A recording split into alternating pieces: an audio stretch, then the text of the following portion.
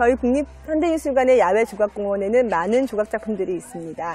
하지만 관람객들이 가장 잘 기억하고 있는 대표적인 작품을 꼽는다면 아마 이 조나단 보르프스키의 노래하는 사람일 것 같습니다. 관람객들이 이 작품의 이름을 모르더라도 미술관 정원에 있는 노래하는 사람 이런 식으로 이 작품들을 많이 기억하는데요. 이 작품에 대해서는 어린아이나 어른이나 누구나 미술관 앞에서 본 기억을 갖고 계실 것 같습니다. 흥얼거리는 낮은 음악 소리도 귀에 자꾸 맴돌게 되는데요. 이 작품을 만든 조나단 보르프스키는 1942년 미국에서 태어났습니다. 작가의 아버지는 음악가셨고요. 작가의 어머니는 원래 건축을 하시다가 나중에 예술가가 되셨습니다. 작가는 어린 시절부터 예술로 둘러싸인 환경에서 자라났고요. 8살이 되던 해에 작가의 부모님은 이웃에 계시는 화가 할아버지의 스튜디오에서 그림을 배울 수 있도록 배려해 주었습니다. 그 작가 할아버지는 사실 홀로코스트에서 살아남은 분이셨는데요. 그분의 스튜디오에서 함께 시간을 보내면서 그림을 그리고 시각적 언어를 통해서 자신을 표현하는 것을 연습하게 되었습니다. 미술에 대해 관심을 가졌던 보르프스키는 자연스럽게 미래 진학을 꿈꾸게 되었는데요. 순수 회화와 함께 산업 디자인, 사람들에게 쓸모가 있고 유용한 것을 만드는 것에 관심을 두었기 때문에 그 두 가지를 모두 배울 수 있는 대학교로 진학을 하게 되었습니다. 바로 카네기 멜론이 그 학교였는데요. 대학에 진학해서 작품을 하다 보니까 어느 순간 본인이 평면에 그리는 회화보다는 입체적으로 표현하는 조각에 관심이 많다는 것을 알게 되어서 조각으로 전공을 변경하게 되었습니다. 대학을 졸업한 보르프스키는 인체를 표현하는 작업들을 많이 선보이게 되었는데요. 작가의 작업은 아주 단순하고 기본적인 형태를 갖고 있습니다.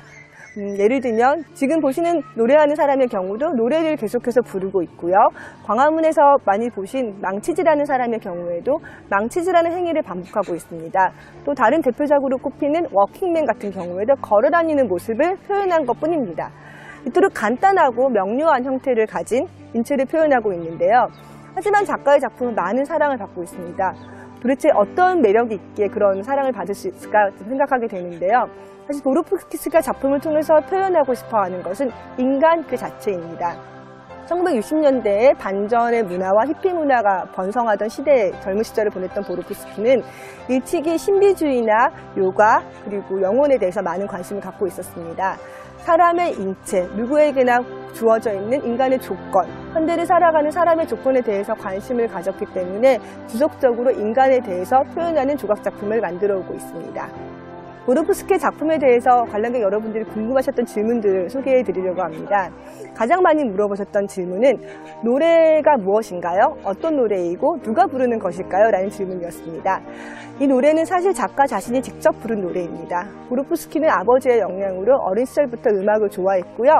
조각 스튜디오 안에 항상 작은 소규모의 음악 녹음 스튜디오를 갖고 있습니다. 그곳에서 직접 녹음한 노래이고요. 사전에 어떤 악보를 쓴다거나 곡을 작곡한 건 아니고 자연스럽게 흘러나오는 노래를 담은 것입니다.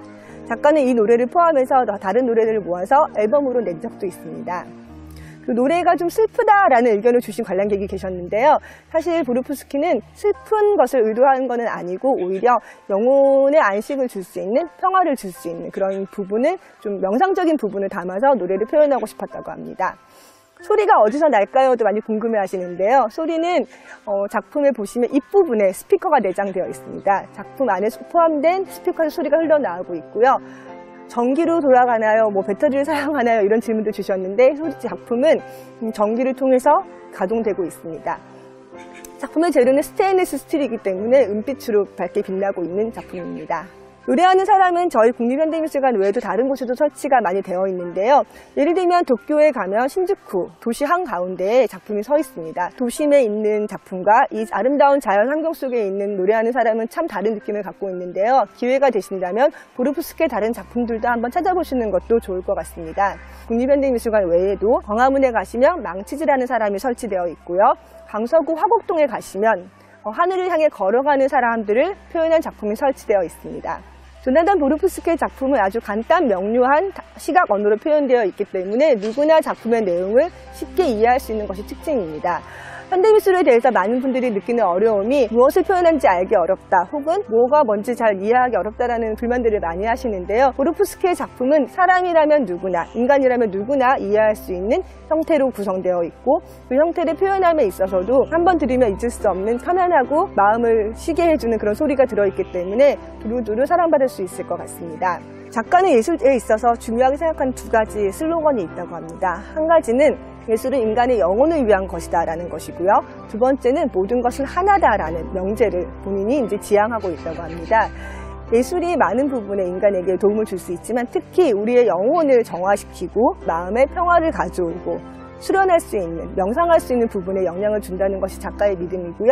실제로 1980년대 후반부터 스튜디오를 자연 속으로 옮겨서 은거하는 생활을 지금 하고 있다고 합니다. 보르프스키의 작품은 공공조각의 사례로도 많이 볼 수 있을 것 같은데요. 저희가 도시를 걷다 보면은 많은 곳에서 조각작품을 만나게 되지만 사실 조각작품의 존재를 그렇게 의식한 경우는 잘 없으실 것 같아요. 그냥 그 자리에 항상 있는 거라고 보거나 아무런 느낌이 없거나 진부하게 보는 경우가 많은데, 조나단 보르프스키의 작품은 특징이 주변 환경과 참 잘 어울리고 겸손하게 서 있으면서 불구하고 많은 사람들에게 사랑받는 존재라는 점이 특징인 것 같습니다.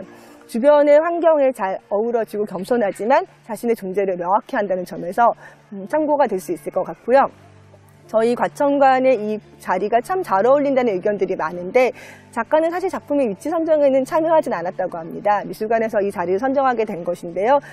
그럼에도 불구하고 저희 아름다운 과천의 이 산과 이 환경과 너무나 잘 어울리는 작품이라고 할 수 있겠습니다.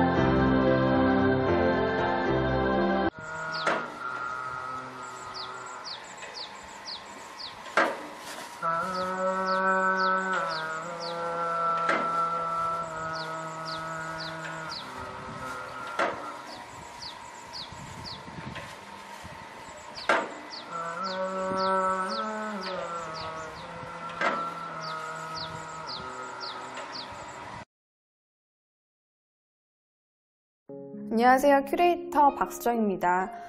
창공을 향해서 뻗어있는 장대가 보입니다. 75도로 기울어진 장대 위를 하늘을 향해서 사람들이 걸어가고 있습니다. 그런데 사람들의 표정과 발걸음에는 긴장감이란 보이지 않고 희망에 가득 찬 행진에 가까워 보이는 모습이 인상적입니다. 작품을 바라보는 것만으로도 절로 새로운 각오를 다지게 하는 이 작품은 조나단 보르프스키의 하늘을 향해 걷는 사람들입니다. 이 작가는 신문로에 있는 흥국생명빌딩 앞에 해머링맨 작업으로 우리에게 이미 잘 알려져 있죠. 하늘을 향해 걷는 사람들에서 사람 조형들은 실제 사람 크기에 가깝게 제작되었습니다. 장대 밑에는 사람들을 올려다보는 아버지와 아들, 그리고 캡모자를 둘러쓴 행인 남자 한 명이 서 있는데요. 이는 실제 행인들에게 작품 감상에 동참하도록 유도하는 역할을 하는 것 같이 보이기도 합니다. 아찔하면서도 위트 넘치는 이 작품은 2008년도 귀뚜라미 그룹 본사 앞에 설치되었습니다. 귀뚜라미 그룹의 창업주이자 공학박사 출신의 최진민 명예회장이 직접 선택한 작품입니다.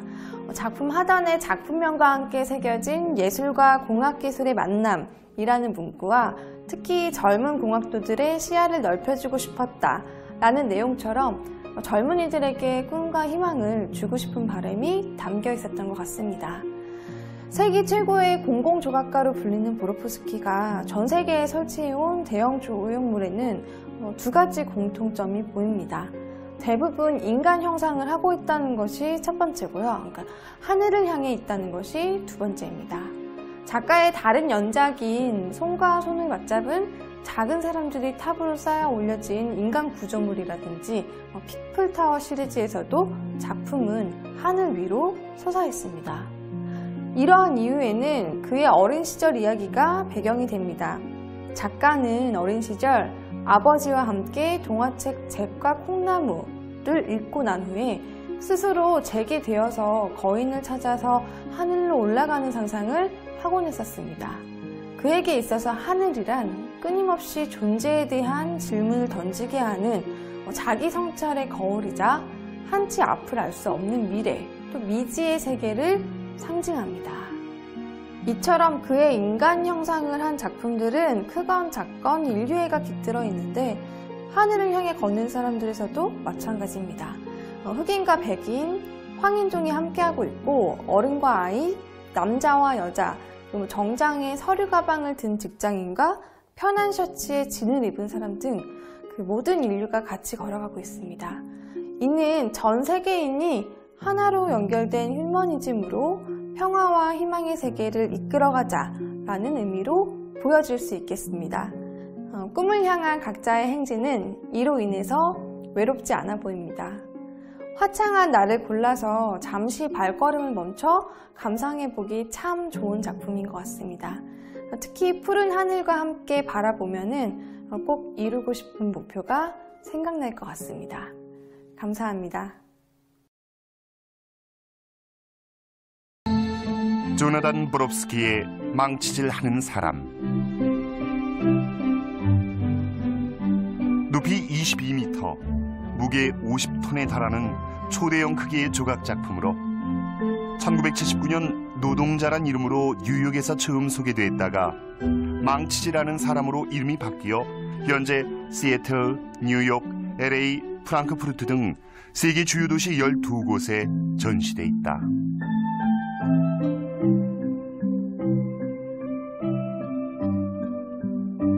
쉬지 않고 망치질하는 모습은 노동의 숭고함을 상징하는 것으로 바쁜 도시를 걷는 현대인들에게 하늘을 올려다보며 쉼표를 찍게 하는 작품이다.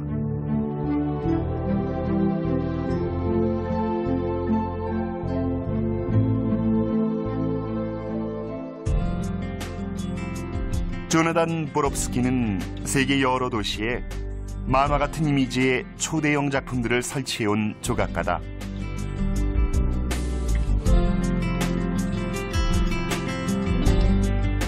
수만 명이 매일같이 바라보는 작품을 만들기 위해 노력한다는 그의 조각은 독일 슈프레강 한가운데 30m 높이로 세워져 베를린의 대표 상징물이 됐고, 사람 사이의 관계를 통해 평화와 희망을 이야기하고 싶었다는 그는 인체 모형들을 마치 협동심이 필요한 아크로바틱 자세처럼 쌓아올려 인상적인 작품을 선보이기도 했다.